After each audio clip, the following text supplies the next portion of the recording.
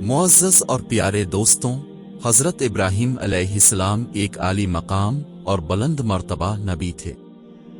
आप पर अल्लाह ताला की तरफ से बहुत से इम्तिहानात हुए थे। हज़रत इब्राहीम अलैहिस्सलाम के औलाद में हमारे प्यारे नबी ख़ातिमुल अंबिया सल्लल्लाहु अलैहि वसल्लम भी हैं। इसलिए उम्मते मुस्लिमा खुद को मिल्लते इब्राहिमी के साथ मंसूब करते हैं।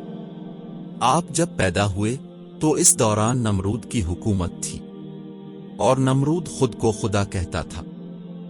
हज़रत इब्राहीम अलैहिस्सलाम के दौर में बहुत से मुश्किलात और फितनों का जोर था। यहाँ तक कि आपके वालिद जिनका नाम आज़र था वो भी बुत परस्त और मुशरिक था। इससे बड़ी इम्तिहान की और क्या बात हो सकती है कि अपने ही घर में और फिर अपने वालिद से हक का जंग लड़ना पड़े।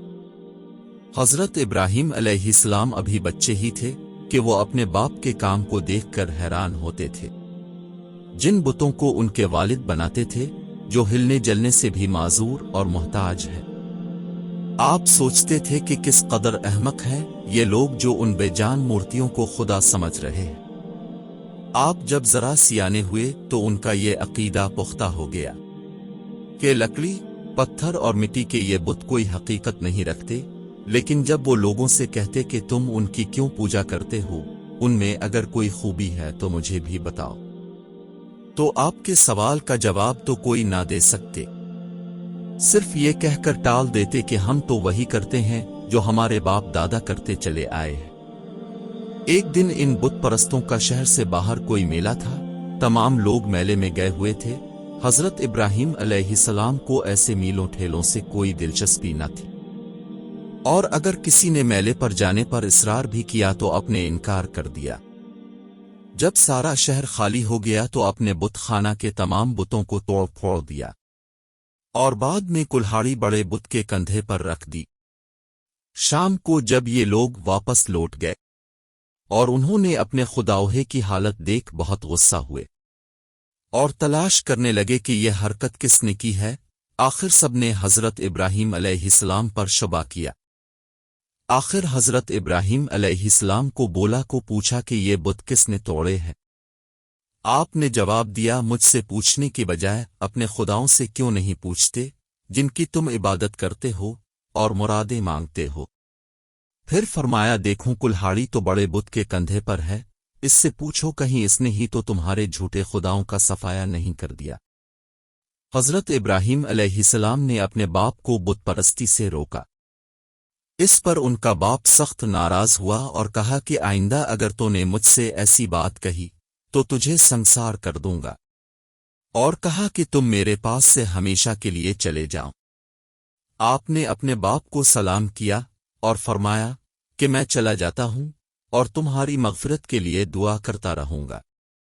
अभी हज़रत इब्राहीम अलैहिस्सलाम बालिग़ नहीं थे और सोचते थे कि जिन चीज़ों पर ज़वाल आ जाए वो तो खुदा नहीं हो सकता, तो ये लोग क्यों एक पत्थर को खुदा मानते हैं। लेकिन हर वक्त इस सोच में मगन रहते थे कि खुदा कौन है। हालांकि तमाम अंबिया कराम बचपन से ही खुदा को एक मानते हैं और शिर्क के मुखालिफ होते हैं। लेकिन आप अभी जवान नहीं हुए थे तो इस बात पर गौर करते थे कि इस कायनात का खालिक हकीकी कौन है। जब हज़रत इब्राहीम अलैहिस्सलाम बालिग़ हुए तो नमरूदियों को एक खुदा की दावत दीजी। वहां के बादशाह नमरूद को पता चला तो उसने हज़रत इब्राहीम अलैहिस्सलाम को दरबार में बुलाया और आपसे झगड़ने लगा।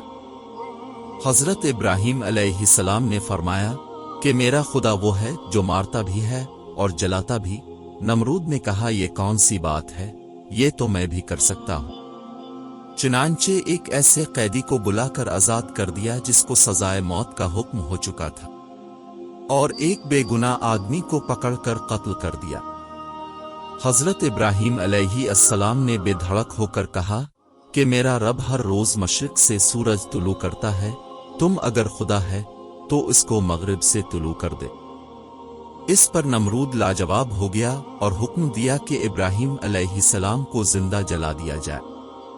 चुनांचे एक जबरदस्त चिता तैयार की गई तो नमरूद ने हज़रत इब्राहीम अलैहिस्सलाम को इस जलती हुई आग में फेंक दिया।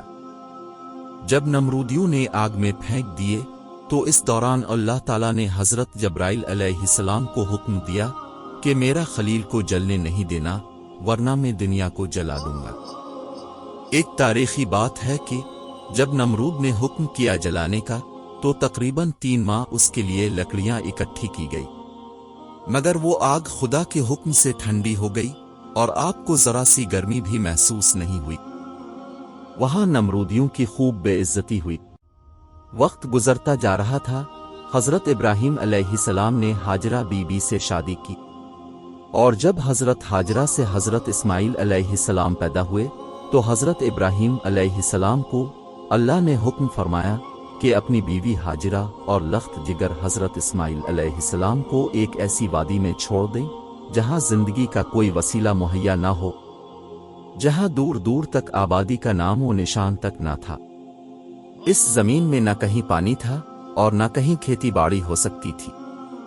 اللہ پاک نے اس وادی کو اپنے کلام پاک میں نہ اگنے والی زمین فرمایا، کیونکہ یہ عرب کا ایسا صحرا تھا کہ اس میں جانور اور پرندے بھی زندہ نہیں رہ سکتے۔ وہاں نہ تو درخت تھے اور نہ پانی وغیرہ۔ مختصر یہ کہ حضرت ابراہیم علیہ السلام نے اپنے پھولوں کو عرب کے صحرا میں چھوڑ دیے، اور حضرت ہاجرہ بی بی اپنے لخت جگر کے ساتھ مکہ کے صحرا میں بغیر کسی سہارے رہنے لگے۔ ایک وقت ایسا آیا کہ حضرت اسماعیل علیہ السلام بھوک اور پیاس کی وجہ سے بے تاب ہوئے، لیکن ماں تو ماں ہوتی ہیں۔ ہاجرہ بی بی نے صفا اور مروہ کے پہاڑوں پر دوڑنا شروع کر دیا خوراک کے سلسلے میں۔ اس دردناک منظر کا نظارہ خالق دیکھتا رہا، اور وہ ساتھ دوڑے اللہ تعالیٰ کو اتنے پسند آئے کہ قیامت تک حاجیوں پر لازم فرمائے۔ آخر کار اللہ تعالیٰ نے اپنی رحمت نازل فرمایا اور حضرت اسماعیل علیہ السلام کے پاؤں تلے پانی نکلنے لگے، جس کو حضرت ہاجرہ بی بی نے شدید بھوک اور پیاس کے حالت میں فرمانے لگی، زمزم یعنی کھڑے رہو۔ آج تک اللہ تعالیٰ نے ہاجرہ بی بی کا یہ دردناک الفاظ دنیا میں مشہور فرمائے، اور کنویں کو زمزم کا نام رکھا گیا، اور اس ایک کنویں سے پورا مکہ آباد ہوا۔ حضرت ابراہیم علیہ السلام پر اللہ تعالیٰ کے امتحانات کا سلسلہ جاری تھا۔ اس جدائی میں جو بچہ بڑا ہوا اور باپ سے دور زندگی گزاری، اب اللہ تعالیٰ نے حکم فرمایا، اے خلیل جاؤ اپنے بیٹے کو میرے لیے ذبح کرو۔ دوستوں، واقعہ سننے میں آسان لگتا ہے، لیکن اگر ہم جیسے کم ظرف مسلمانوں پر ایک بھی ایسا امتحان آیا، شاید ہم ایمان کو ہی چھوڑ دیں گے۔ جب حضرت اسماعیل علیہ السلام چلنے پھرنے کے قابل ہوئے تو اللہ نے حضرت ابراہیم علیہ السلام سے بیٹے کی قربانی طلب کی۔ چنانچہ آپ نے اللہ کا یہ حکم حضرت اسماعیل علیہ السلام کو سنایا۔ اس پر حضرت اسماعیل علیہ السلام نے کہا، اے والد محترم، اللہ نے آپ کو جو حکم دیا ہے اس کو ضرور پورا کریں۔ آپ انشاءاللہ مجھے اس امتحان میں ثابت قدم پائیں گے۔ شیطان نے حضرت اسماعیل علیہ السلام اور حضرت ابراہیم علیہ السلام کو ورغلانے کی بہت کوشش کی، لیکن آپ نے اسے جھڑک دیا اور کنکریاں مار کر بھگا دیا۔ اب حضرت ابراہیم علیہ السلام نے حضرت اسماعیل علیہ السلام کے ہاتھ پاؤں باندھ دیے تاکہ تڑپے نہیں، اور اپنی آنکھوں پر پٹی باندھ لی کہ محبت کی وجہ سے کہیں خدا کے حکم میں کمی بیشی نہ آئے۔ مختصر یہ کہ حضرت ابراہیم علیہ السلام نے اپنے بیٹے کی گلا پر چھری پھیر دی اور ذبح کرنے کر دیا کہ اسی وقت غیب سے آواز آئی، اے ابراہیم علیہ السلام، تو نے اپنے خواب کو سچا کر دکھایا، اور حقیقت میں یہ بہت بڑی قربانی ہے۔ اور جب حضرت ابراہیم علیہ السلام نے آنکھوں پر پٹی کھولی تو حضرت اسماعیل کی بجائے ایک دمبا ذبح کیا ہوا پڑا تھا۔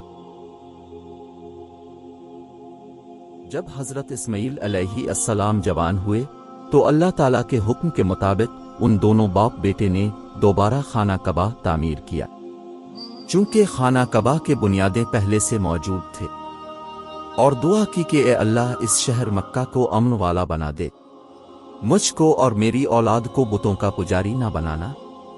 اور حضرت ابراہیم علیہ السلام دعا فرما رہے تھے کہ اللہ میری نسل سے ایک ایسا نبی پیدا کر جو گمراہ لوگوں کو تیری آیتیں پڑھ کر سنایا کرے اور انہیں دانائی اور حکمت کی باتیں سکھائے، اور اللہ تعالیٰ نے دونوں دعاؤں کو قبول فرمائے۔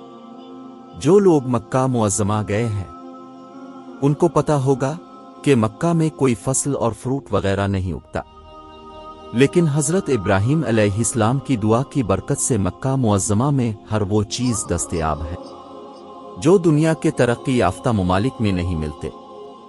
تو دوستوں، یہ تھا حضرت ابراہیم علیہ السلام کا واقعہ۔ مزید اس طرح اسلامی اور تاریخی واقعات کے لیے ہمارا یوٹیوب چینل واقعے کو لازمی سبسکرائب کیجیے اور یہ ویڈیو لائک کر کے اپنے دوستوں کے ساتھ شیئر کیجیے۔